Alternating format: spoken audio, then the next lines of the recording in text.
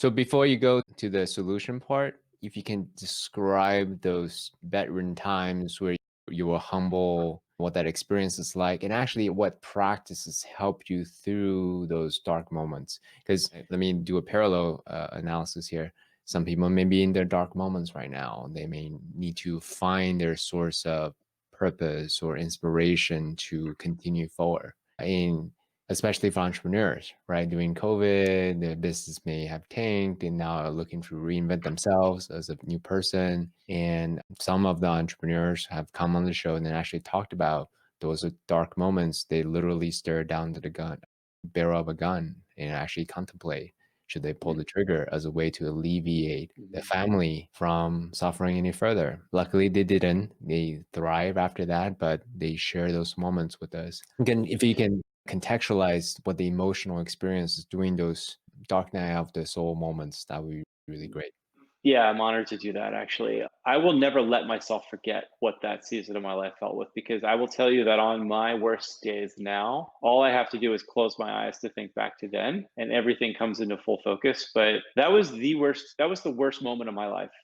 That 12, we'll call it a 12 to 16 week period of being on medical leave. I don't exactly remember how long it was, but I think it was from January 1st through maybe mid March. I was full on medical leave. I wasn't allowed to work by law, wasn't allowed to look at my email, wasn't allowed to take work related. You weren't allowed, by law, you're not allowed to do any work, anything work related, or you'd lose your disability. Friends or coworkers and colleagues stopped calling. My wife was, to be honest with you, my marriage was a little rocky because my wife and she was so concerned about me, but she didn't see me trying to help myself.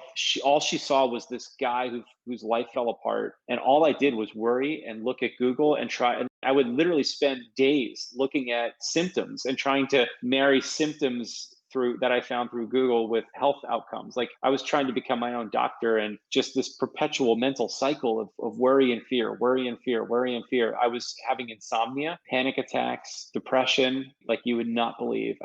I've never been that depressed. I think I lost 30 pounds. I couldn't eat. My stomach was so upset because of the illness itself. And what I started doing was just little bursts. I would call them little mini bursts. So on every day, I would force myself to go outside and breathe in air, and it was wintertime. So I'd sit in the sun.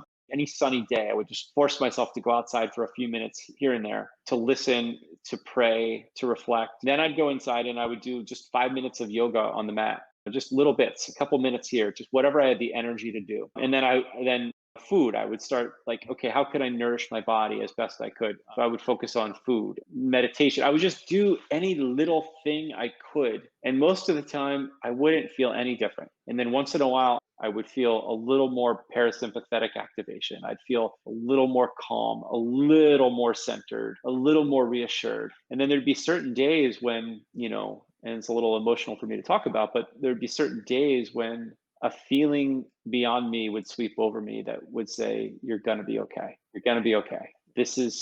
There is something for you in all of this, and something beautiful is going to emerge. You have to trust that. You have to trust. And I think looking back, I probably would have told myself one more time to trust. Because I think in those worst moments, that's where the beauty comes from. Yes, in hindsight, but in the moment, it fucking sucks. It fucking sucks.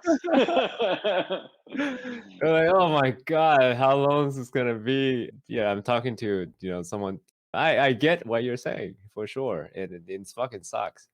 So You I didn't want, want to, I didn't even, I would force myself to journal. I'd force myself to read. I didn't want to do anything. I literally was so depressed. My wife and I were renting this really cool house on a horse farm at the time. So we were renting this little carriage house in Pennsylvania, which is pretty common here. There's a lot of horse farms, and we had a really cool landlord who's become a dear friend. And I remember he had this beautiful Percheron horse. I don't know if you've ever been around like Percherons are massive, these massive beast-like animals. And he had a horse named Chance. And I would go out. This is no kidding. I would go out, and my daily ritual was to take Chance a carrot. And I would go out to the barn. It was middle of the winter, it was cold. So he'd be in the stall. He wasn't out on pasture. And I would fucking sit there and have a conversation with a horse as I fed him a carrot. And that horse, let me tell you, that horse taught me a lot. That horse, that animal, the aura of that animal and what he taught me on a day-to-day basis was profound.